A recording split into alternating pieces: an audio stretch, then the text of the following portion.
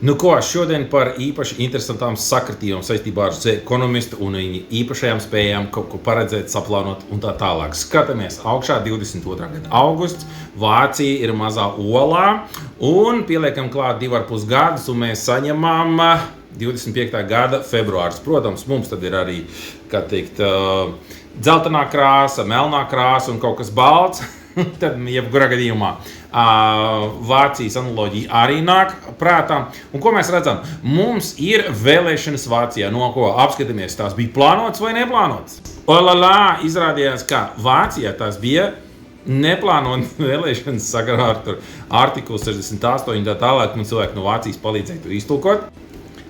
Rekur vēl teksti vācu valodā, un tieši tur, kas ir tajās teksts, tas nozīmē, ka izsludināts kārtējās vēlēšanas, jo kanclers ir zaudējis uzticību. Jā, šeit viss tas pats notiek. Redzam, augšā 27. decembris, Bundestāgs vislikumīgi tiek izsludināts no tālāk, un tad ir liels jautājums, kā The Economist tik perfekti zināja, ka Vācijā būs ārkārtas vēlēšanas? Jā, paskatāmies augstā tuvāk. Apturam, paskatāmies Vācija, Germany. Un ir augusts 22. gads. Perfekti! Te mēs redzam to, cik žurnāls The Economist ir patiesībā skeptisks par to, ko varēs vai nevarēs izdarīt. Jaunais Vācijas premjeras, ja valdības vadītājs izskatās, ka spalvas viņam nav spēku, viņam nav kalns, viņš ir un neko viņš realitātē neizdarīs. Un principā tas tiek parādīts ar jauno žurnāla The Economist vāku, kam principā jāpiepildās ir jūlijā, augustā. Un tad mēs gaidām katastrofālos datus no Vācijas ekonomikas jau augustā.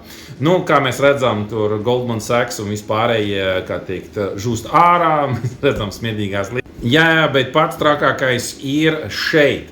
Un šeit mēs redzam interesantas lietas. Jā, mēs redzam problēmas Vācijā, iepriekšējo The Economist, kā teikt, vāciņu, kas bija 24. gada martā, kad visa vesela rinda, kā teikt, problēmas sākās, izpaudās un tālāk, bet te ir vēl viena interesanta lieta. Un šis ir kadrs no filmas The Big Short, kur principā tika parādīts, ka lielā ekonomiskā krīze plānojās sākties ar Deutsche Banken.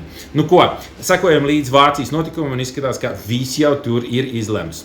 Nu ko, lai cik tas skumji nebūtu, vācieši, it's look like you're fucked.